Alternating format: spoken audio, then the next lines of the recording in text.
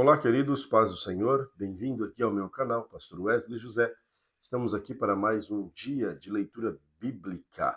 Vamos dar sequência a esse projeto que iniciamos no dia 1º de julho de 2024.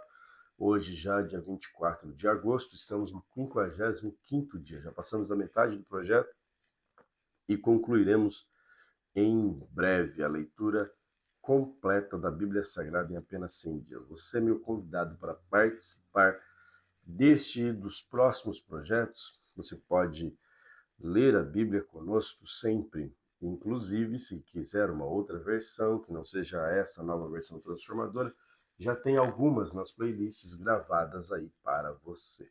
Amém?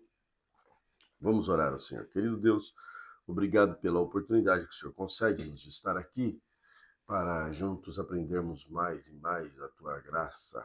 Instrua-nos com Teu Espírito Santo. Amém. Romanos 14.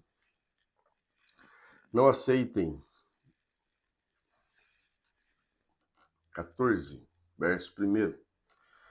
Aceitem os que são fracos na fé e não discutam sobre as opiniões deles acerca do que é certo ou errado. Por exemplo, um irmão crê que não é errado comer qualquer coisa, outro, porém, que é mais fraco, come somente legumes e verduras.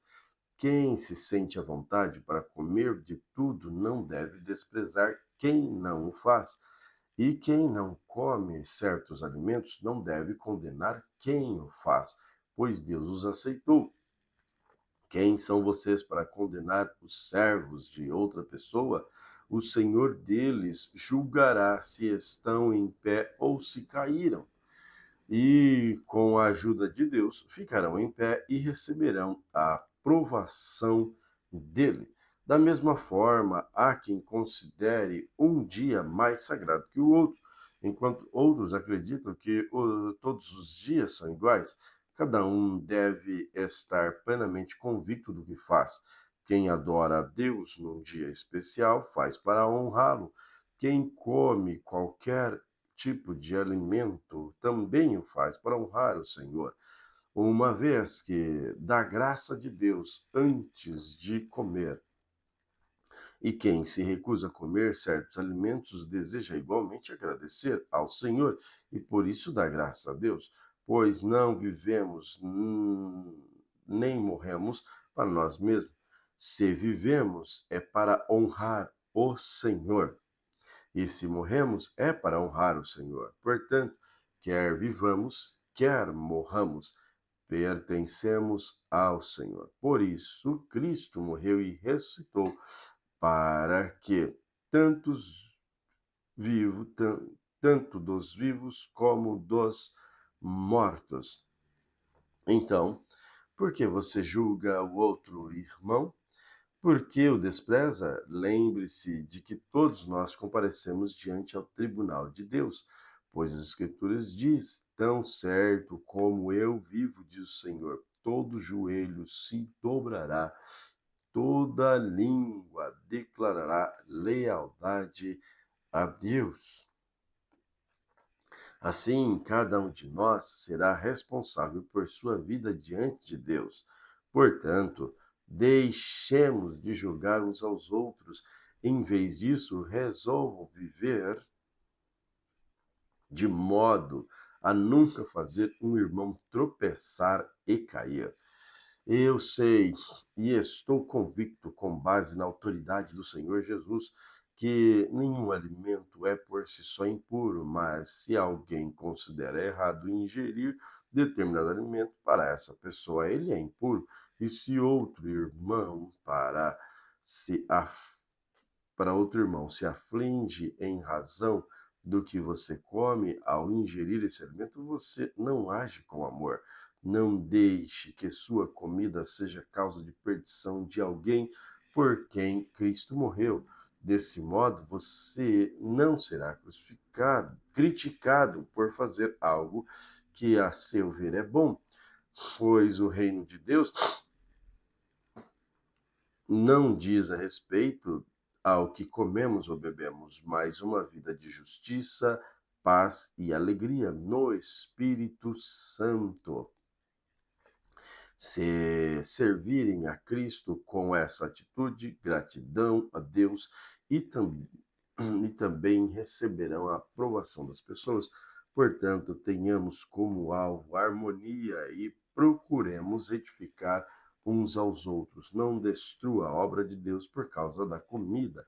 Embora todos os alimentos sejam aceitáveis, é errado comer algo que leve alguém para tropeçar. É melhor deixar de comer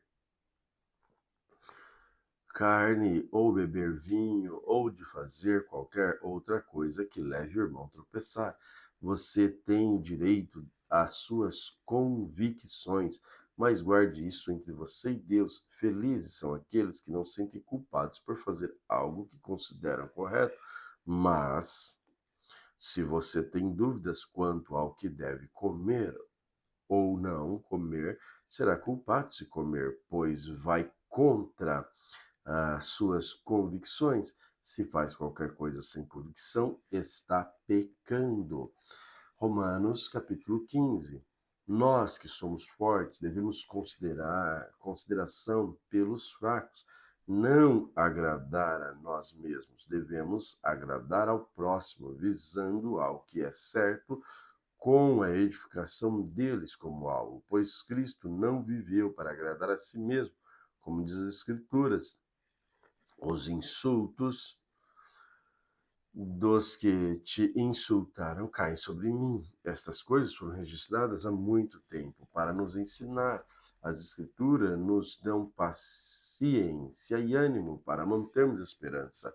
Que Deus, aquele que concede paciência e ânimo, os ajude a viver em completa harmonia uns com os outros, como convém aos seguidores de Cristo. Então, todos vocês poderão se unir em uma só voz para louvar e glorificar a Deus, o Pai de nosso Senhor Jesus Cristo. Portanto, aceitem uns aos outros como Cristo os aceitou, para que Deus seja glorificado.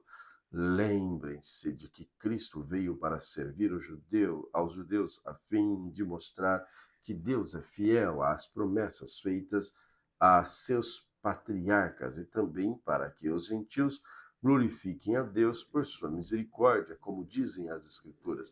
Por isso eu te louvarei entre os gentios. Sim, cantarei louvores ao teu nome. E dizem também: alegrem-se como o povo dele, ó gentios. E ainda: louvem ao Senhor todos vocês gentios, louvem-no todos os povos. E em outra parte, o profeta Isaías disse: virá o herdeiro do trono de Davi e reinará entre os gentios. Nele depositarão sua esperança. Que Deus, a fonte da esperança, os encha inteiramente de alegria e paz em vista da fé que vocês depositaram nele, de modo que vocês transbordem de esperança pelo poder do Espírito Santo. Meus irmãos, estou plenamente convencido de que vocês estão cheios de bondade, conhecem essas coisas tão bem que podem ensiná-las uns aos outros. Ainda assim, atrevi-me a escrever a você sobre alguns desses assuntos, certo de que só precisam de um lembrete, pois, pela graça de Deus, sou um mensageiro da parte de Cristo Jesus a vocês, os gentios. Anuncio-lhes as boas novas para que se tornem oferta aceitável a Deus, separados pelo Espírito Santo. Tenho motivo, portanto, para me entusiasmar como o que Cristo Jesus tem feito por meio de meu serviço a Deus. E, no entanto, não uso não ouso me vangloriar de nada, exceto de que Cristo fez por meu intermédio a fim de conduzir os gentios a Deus por minha mensagem e meu trabalho, convencendo-os pelo poder de sinais e maravilhas, pelo poder do Espírito de Deus. Assim, apresentei plenamente as boas novas de Cristo desde Jerusalém até ilírico. Sempre me propus anunciar as boas novas, onde o nome de Cristo nunca foi ouvido, para não construir sobre alicerce alheio, pois, conforme diz as Escrituras, aqueles aos quais ele nunca foi anunciado verão, e os que nunca ouviram falar dele entenderão. É por isso, aliás, que há tanto tempo tenho adiado minha visita a vocês, porque estava pregando nesses lugares. Mas agora que terminei meu trabalho nessas regiões, depois de tantos anos de espera, estou ansioso para visitá-los. Planejo ir à Espanha e, quando for, espero passar por Roma. E depois de ter desfrutado um pouco da sua companhia, vocês poderão me ajudar com a viagem. Antes de visitá-los, porém, devo ir a Jerusalém para servir ao povo santo de lá, pois os irmãos da Macedônia e da Acaia juntaram de boa vontade uma oferta para os pobres dentre o povo santo em Jerusalém.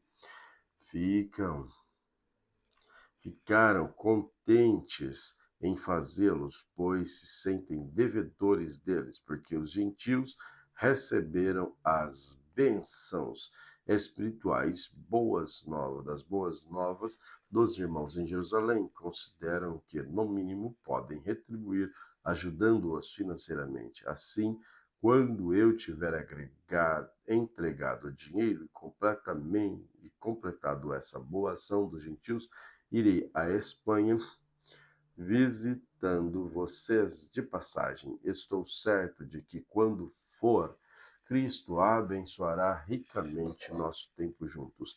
Irmãos, peço-lhes em nome de nosso Senhor Jesus Cristo e pelo amor que lhes foi dado pelo Espírito Santo, que se unam a mim em minha luta, orando a Deus em meu favor.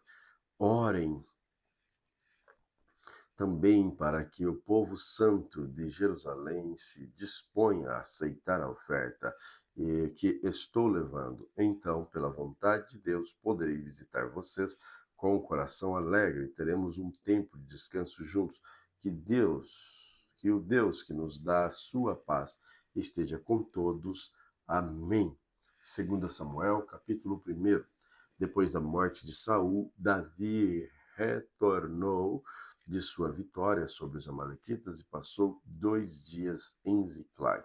No terceiro dia apareceu um homem do exército de Saul. Ele havia rasgado as roupas e colocado terra sobre a cabeça. Ao chegar, curvou-se diante de Davi com o rosto no chão. De onde você vem? Perguntou Davi. O homem respondeu: escapei do acampamento dos israelitas. E o que aconteceu?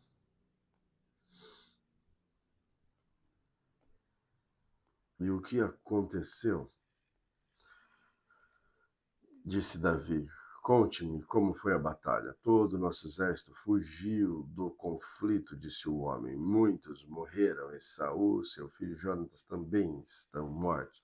Como sabe que Saul e Jonatas estão mortos? Perguntou Davi. O homem respondeu: aconteceu de eu chegar ao monte Gilboa e ver Saul apoiado em sua lança, enquanto carros de guerras e cavaleiros inimigos se aproximavam dele. Quando ele se virou, me viu, gritou para que eu me aproximasse dele.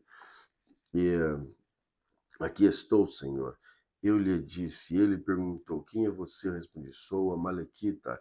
Então ele me suplicou: venha cá e mate-me, pois a dor é terrível e quero morrer. Então o matei.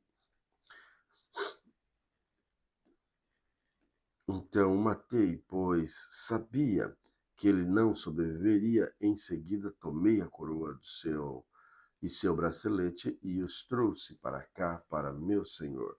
Quando ouviram a notícia, Davi e seus homens rasgaram suas vestes, lamentaram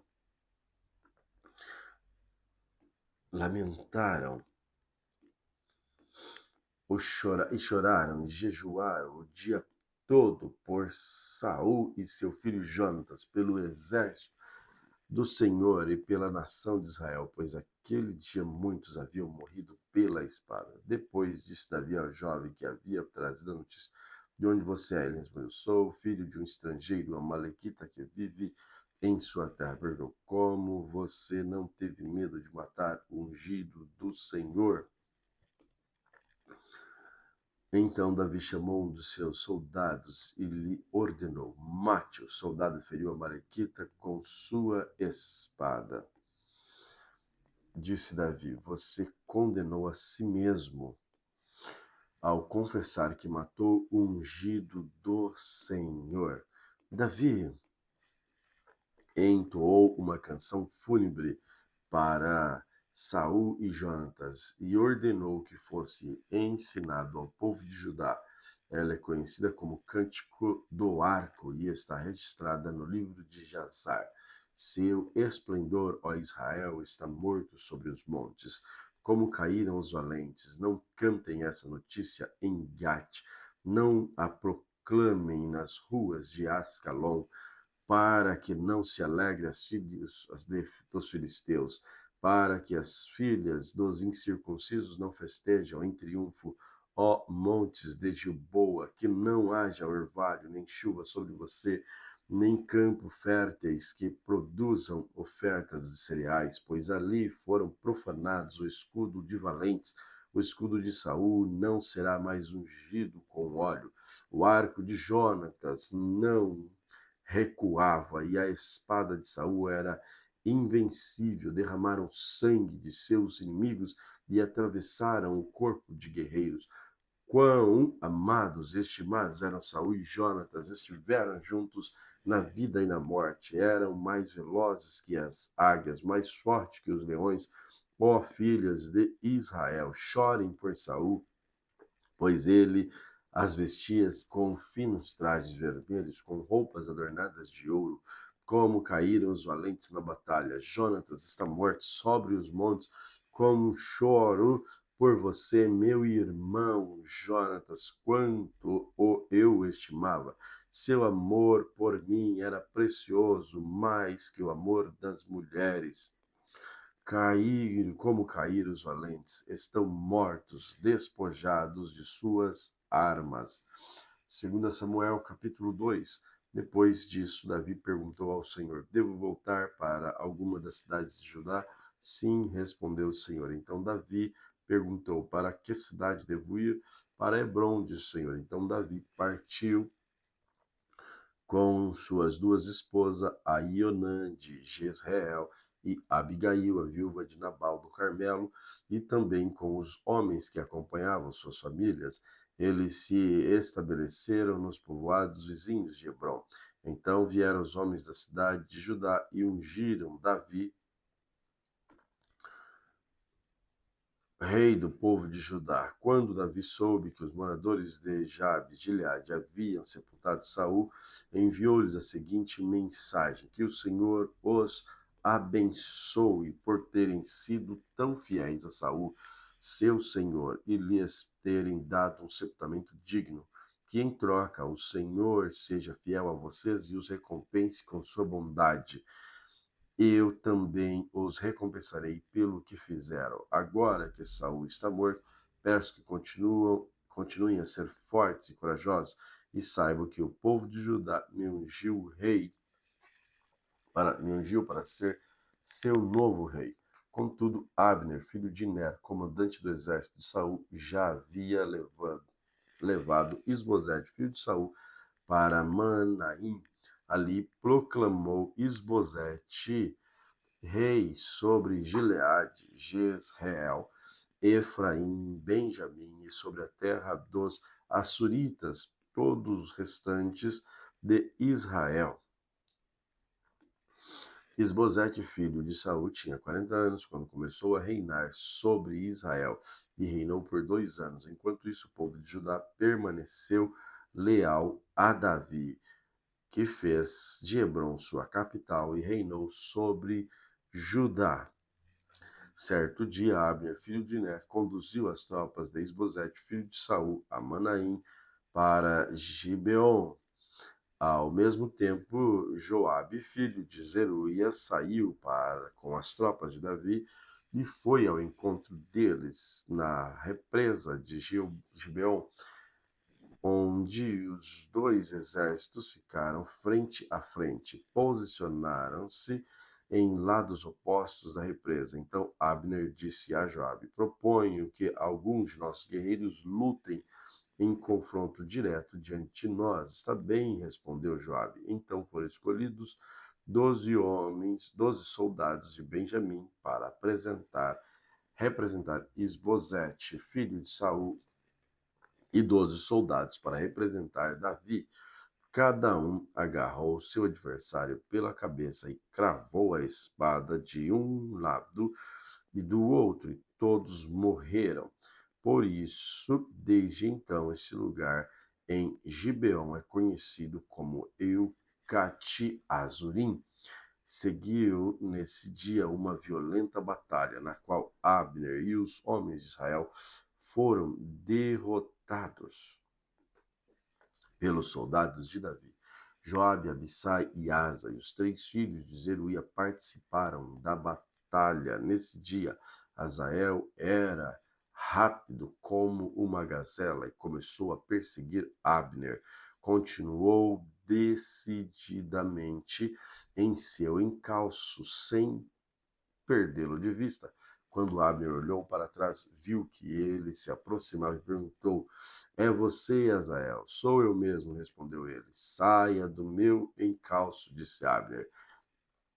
Enfrente um dos soldados mais jovens e tome sua arma. Mas Azael continuou a persegui-lo. Mais uma vez Abner o advertiu: pare de me perseguir, não quero matá-lo. Como poderia encarar seu irmão Joabe?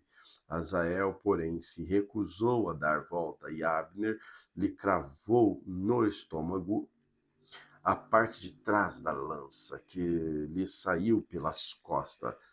Azael caiu morto no chão, e todos que passavam ali paravam ao ver Azael caído morto. Então Joabe e Abissai saíram e perseguiram Abner. O sol estava se pondo quando chegaram ao monte Amá, perto de Ixia, no caminho para o deserto de Gibeon. Os soldados de Abner da tribo de Benjamim se reuniram no alto do monte para resistir ao ataque. Então Abner gritou para Joabe: será que não há como evitar matarmos uns aos outros? Não vê que isso só resultará em amargura quando você vai ordenar que seus homens parem de perseguir os irmãos israelitas?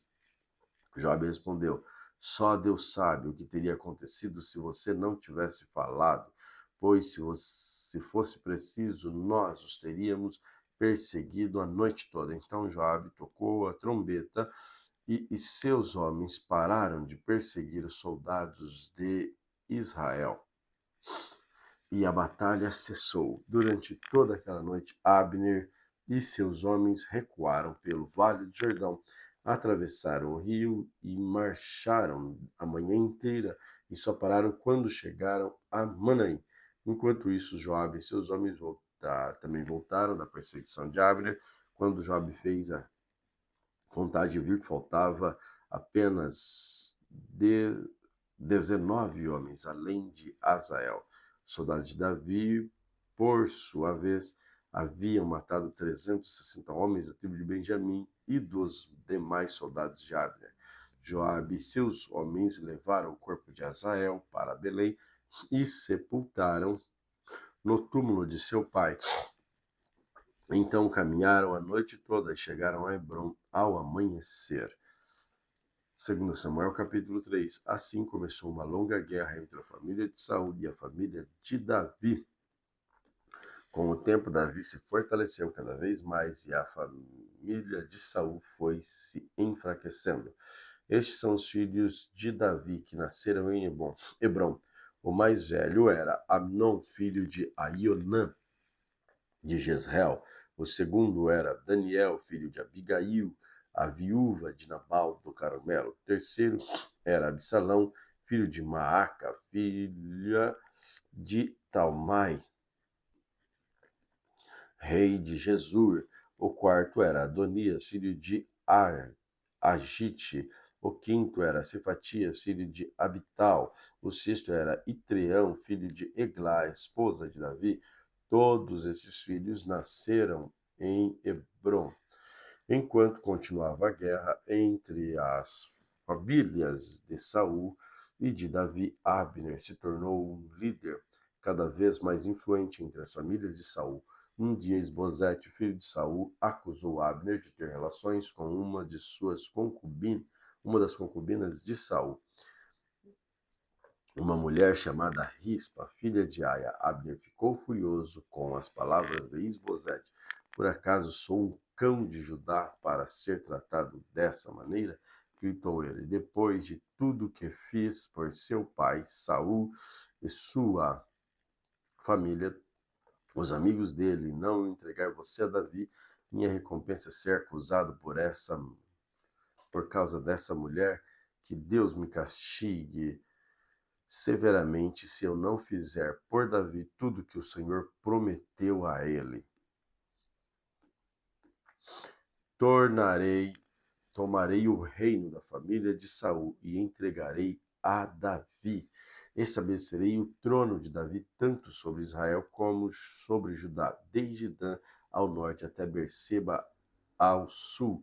Isbosete não se atreveu a dizer uma palavra, pois teve medo de que Abner poderia fazer. Então Abner enviou mensageiros para Davi: afinal, a quem pertence esta terra? Faça um acordo comigo, e eu ajudarei a conseguir apoio todo em Israel. Está bem, respondeu Davi, mas só farei acordo com você se, quando vier para cá, trouxer de volta minha esposa Mical. Davi enviou as seguintes mensagens: Isbosete, filho de Saul, devolva minha esposa Mical, pois eu conquistei o direito de casar com ela, com os prepúcios de 100 filisteus. Então Isbosete mandou tirar Mical de seu marido Palti, filho de Laís. Palti seguiu até Baurim, chorando ao longo de todo o caminho, até que Abner disse: volte para casa. E ele voltou. Abner reuniu as autoridades de Israel e lhes disse: faz algum tempo que vocês querem declarar Davi seu rei. Chegou a hora de agir, pois o Senhor disse: escolhi meu servo Davi para livrar meu povo de Israel das mãos dos filisteus e de todos seus inimigos.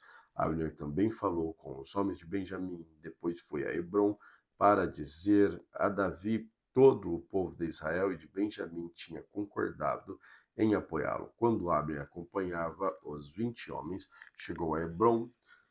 Davi os recebeu com um grande banquete. Então Abner disse a Davi: deixe que eu vá e convoque uma reunião em todo Israel para apoiar meu senhor, o rei, e farão uma aliança com o Senhor para que reine sobre eles.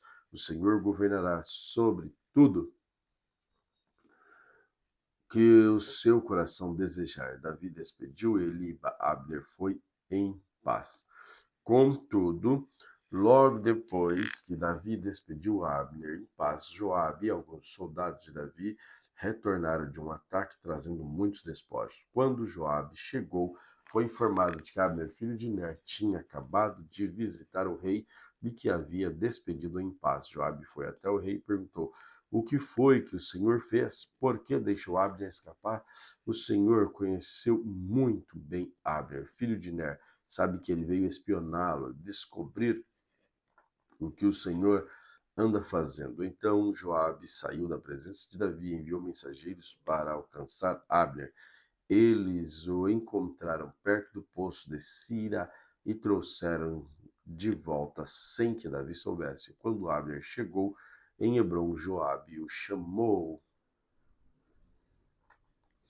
Joabe o chamou para um lado junto ao portão da cidade, como se fosse falar com ele em particular. Então apunhalou-o no estômago e o matou para vingar a morte de Azael, seu irmão. Quando Davi soube que havia acontecido, declarou: juro pelo Senhor que eu e meu reino somos para sempre inocentes desse crime contra Abner, filho de Ner. Que essa culpa permaneça sobre Joabe e sua família, que em todas as gerações da família de Joabe nunca falte um homem que tenha fluxo ou lepra, que use muletas, que morra pela espada, que tenha de mendigar o alimento. Assim Joabe e seu irmão Abissai assassinaram Abner, pois ele havia matado Azael, irmão deles, na batalha em Gibeon. Então Davi disse a Joabe: todos que estavam com ele, rasguem suas roupas e vistam de pano de saco, lamentem a morte de Abner. E o próprio rei seguiu o cortejo fúnebre, sepultaram Abner em Hebrom, e o rei chorou em alta voz junto ao túmulo, e todo o povo lamentou com ele. Então o rei entoou esta canção fúnebre: acaso Abner devia morrer como um vilão? Suas mãos não estavam atadas, nem seus pés acorrentados. Não, você foi assassinado, vítima trama, de uma trama perversa. Todo o povo lamentou uma vez mais por Abner. Davi tinha se recusado a comer no dia do funeral. Todos insistiram para que ele se alimentasse, mas ele havia feito um voto: Deus me castigue severamente se eu comer alguma coisa antes do pôr do sol. Seu voto agradou muito o povo, de modo que aprovavam tudo que o rei fazia. Assim, todos Judá e Israel entenderam que Davi não era responsável pelo assassinato de Abner, filho de Nera. Então o rei disse aos seus oficiais: não percebem que um grande comandante caiu hoje em Israel? E embora eu seja o rei ungido, esses dois filhos de Zeruia, Joabe e Abissai, são fortes demais para que eu os controle. Que o Senhor retribua a esses homens maus sua maldade. Salmo 72. Dá ao rei tua justiça, ó Deus, e conceda retidão ao filho do rei. Ajuda-o a julgar teu povo corretamente, que os pobres sejam tratados com imparcialidade, que os montes produzam prosperidade para todos e que as colinas deem muitos frutos. Ajuda-o a defender os pobres dentre o povo, a salvar os filhos dos necessitados e esmagar seus opressores. Que eles te temam enquanto o sol brilhar, enquanto a lua permanecer no sol, sim, para sempre. E o governo do rei seja como a chuva sobre a grama recém-cortada, como os aguaceiros que regam a terra, que todos os justos floresçam durante seu reinado. Que haja grande paz até que a lua deixe de existir, que ele reina de mar a mar, e do rio Eufrates até os confins da terra. Nômades do deserto se curvarão diante dele, seus inimigos lá lamberão o pó de seus pés. Os reis de Tarsis e de outras terras distantes lhe pagarão tributos, os reis de Sabá e de Sebá lhes darão presentes. Todos os reis curvarão diante dele, todas as nações o servirão. Ele livrará o pobre que chamar por socorro e ajudará o oprimido indefeso. Ele tem compaixão do fraco e do necessitado e os salvará. Ele os resgatará da opressão e da violência, pois considera preciosa a vida deles. Viva o rei, que ele receba o ouro de Sabá, que o povo sempre ore por ele e o abençoe o dia todo, que haja fartura de cereais em toda a terra, crescendo até o alto dos montes, que as árvores frutíferas sejam como as do Líbano, e que o povo prospere como grama no campo. Que o nome do rei permaneça para sempre, que dure enquanto o sol brilhar, que todas as nações sejam abençoadas por meio dele e o louvem. Louvado seja o Senhor Deus, o Deus de Israel, o único que realiza tais maravilhas. Louvado seja seu nome glorioso para sempre, que a sua glória encha toda a terra. Amém e amém. Terminam aqui as orações de Davi, filho de Jessé. Daniel, capítulo 1. No terceiro ano do reinado de Joaquim, em Judá, Nabucodonosor, rei da Babilônia, veio a Jerusalém e cercou a cidade. O Senhor lhe deu vitória sobre Joaquim, rei de Judá, e permitiu que levasse para a terra da Babilônia alguns dos utensílios sagrados do templo de Deus. Nabucodonosor os colocou na casa do tesouro de seu Deus. O rei ordenou a Aspenaz, chefe de seus oficiais, que trouxesse do palácio alguns jovens israelitas de família real e outras famílias de nobreza. E o rei disse: escolha somente rapazes saudáveis, de boa aparência, que sejam instruídos em diversas áreas do conhecimento e tenham entendimento e bom senso, e sejam capazes para servir no palácio real. Ensine a esses jovens a língua e a literatura da Babilônia. O rei determinou que recebessem em suas próprias cozinhas uma porção diária de alimento. Os rapazes seriam treinados durante 3 anos e depois passariam a servir o rei. Daniel, Ananias, Misael e Azarias, todos a tribo de Judá, estavam entre os escolhidos. O chefe dos oficiais lhe deu novos nomes babilônios. Daniel passou a chamar Belsazar, Ananias de Sadraque, Misael de Mesaque e Azarias de Abdenego.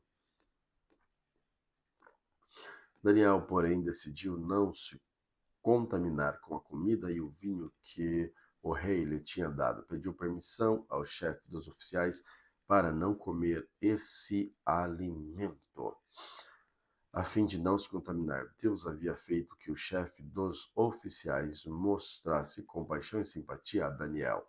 Apesar disso, Aspenaz: tenho medo de meu senhor o rei, e ele determinou o alimento que vocês devem comer e o vinho que devem beber. Se ficarem com a aparência abatida em comparação com os outros rapazes de sua idade, temo que o rei mande cortar minha cabeça. Daniel falou com o assistente designado pelo chefe dos oficiais para cuidar dele, de Ananias, Misael e Azarias. Faça uma experiência conosco durante 10 dias. Disse: dê-nos apenas legumes para comer e água para beber. Terminados os 10 dias, compare nossa aparência com dos outros rapazes que comeram comida do rei. Depois, decida de acordo com o que você vir. O assistente concordou com a sugestão e fez a experiência com ele durante 10 dias. Passados 10 dias, Daniel e seus 3 amigos pareciam mais saudáveis e bem nutridos que os outros rapazes que se alimentavam de comida do rei. Depois disso, os assistentes só lhes davam legumes em vez da comida e o vinho servido aos outros. Deus concedeu aos 4 rapazes aptidão incomum para entender todos os aspectos da literatura e da sabedoria, e a Daniel concedeu a capacidade especial de interpretar sonhos e visões. Ao terminar o período de treinamento ordenado pelo rei, o chefe dos oficiais levou todos os rapazes a Nabucodonosor. O rei conversou com eles e nenhum o impressionou tanto quanto Daniel, Ananias, Misael e Azarias.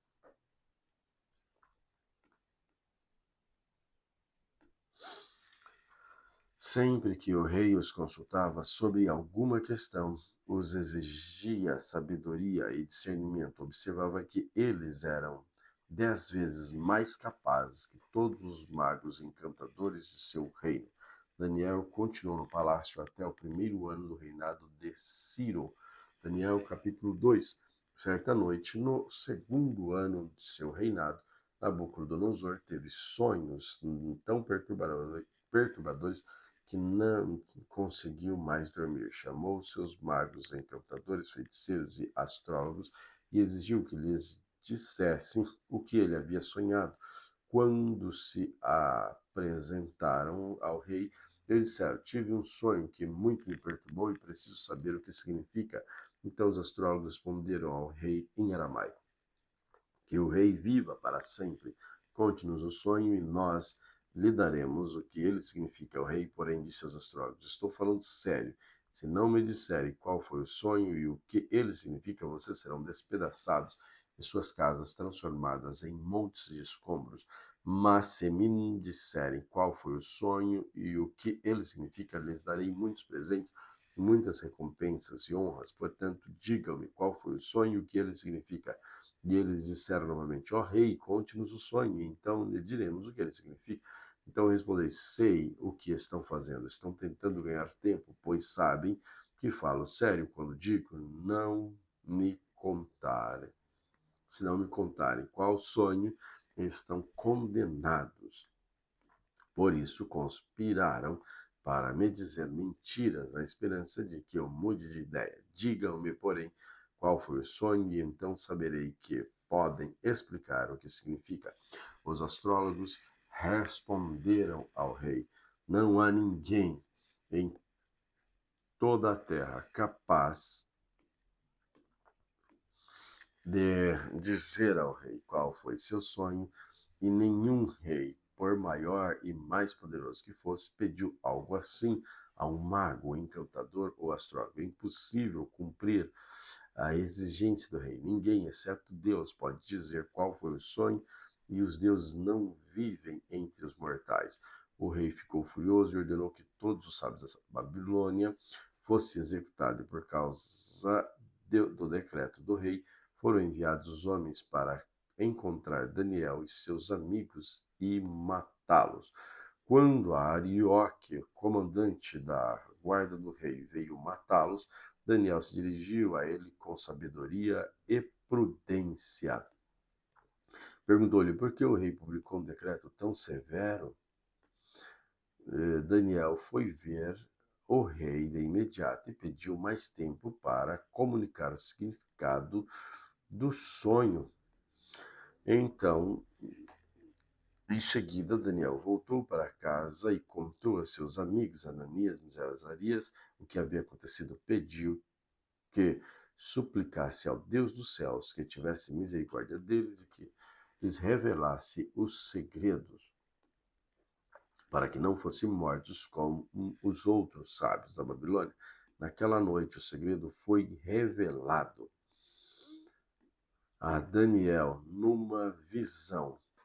E disse: louvado seja o nome de Deus para todo sempre, pois a ele pertence a sabedoria e o poder. Ele muda o curso dos acontecimentos, remove reis de seu trono e põe outros no lugar. Dá sabedoria aos sábios, conhecimento aos eruditos, revela coisas profundas e misteriosas, sabe que está escondido nas trevas.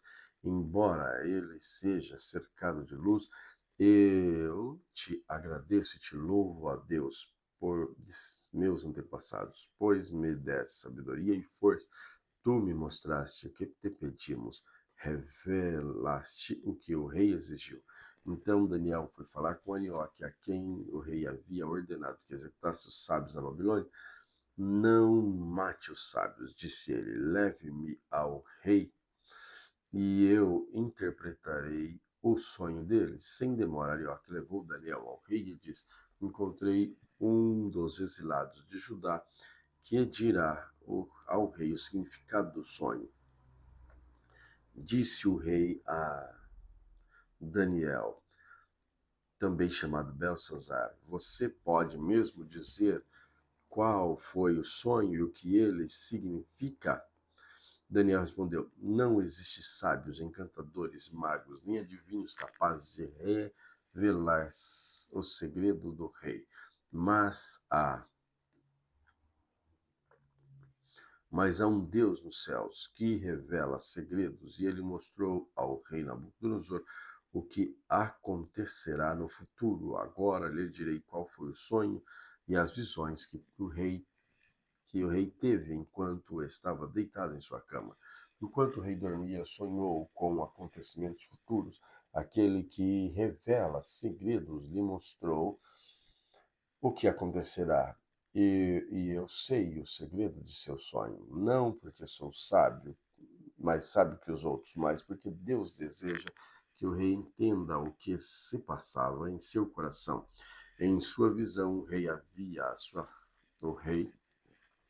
frente uma enorme estátua brilhante e a aparência dela era assustadora. A cabeça da estátua era feita de ouro puro, o peito e os braços eram de prata e a barriga de seus quadris eram de bronze, as pernas eram de ferro e os pés uma mistura de ferro e bron... de ferro e barro cozido. Enquanto o rei observava, uma pedra foi cortada de uma montanha, mas não por mãos humanas. Ela atingiu os pés de ferro e barro e a despedaçou. Toda a estátua se desintegrou em minúsculos pedaços de ferro, barro, bronze, prata e ouro.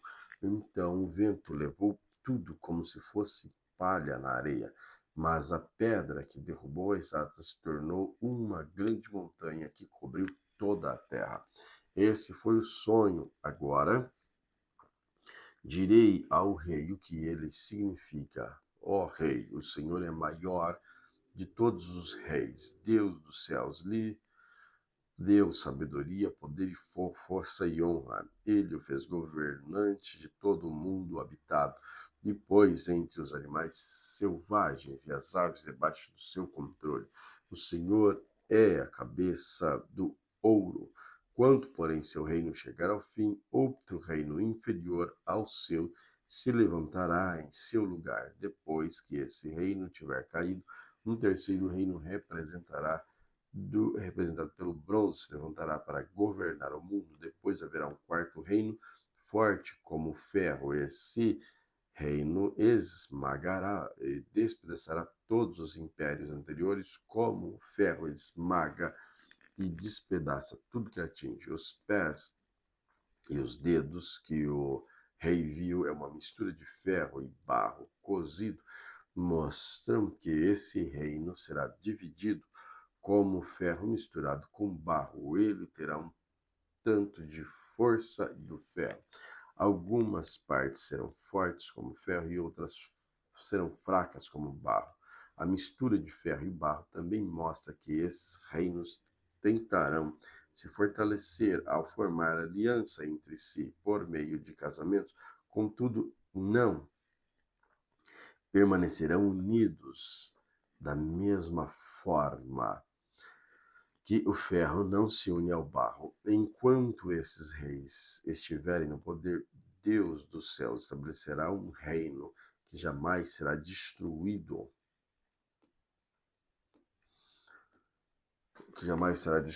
ou conquistado. Reduzirá os outros reinos a nada e permanecerá para sempre. Esse é o significado da pedra cortada da montanha, mas não por mãos humanas, que despedaçou a estátua de ferro, bronze, barro, prata e ouro. O grande Deus está mostrando ao rei o que acontecerá no futuro. O sonho é verdadeiro e seu significado é certo. Então o rei Nabucodonosor se curvou na frente dele e ordenou que o povo oferecesse sacrifícios e queimasse incenso diante de Daniel. O rei lhe disse: verdadeiramente, seu Deus é o maior de todos os deuses, Senhor dos reis e revelador de mistérios, pois você conseguiu revelar esse segredo. O rei colocou Daniel em um cargo elevado e ele deu muitos presentes valiosos. Nomeou o governador de toda a província da Babilônia e chefe de todos os sábios. A pedido de Daniel, nomeou Sadraque, Mesaque e Abednego para cuidarem de todos os negócios da província da Babilônia, enquanto Daniel permaneceu na corte do rei. Glória a Deus pela leitura de hoje. Que o Senhor Jesus continue abençoando você e toda a sua casa.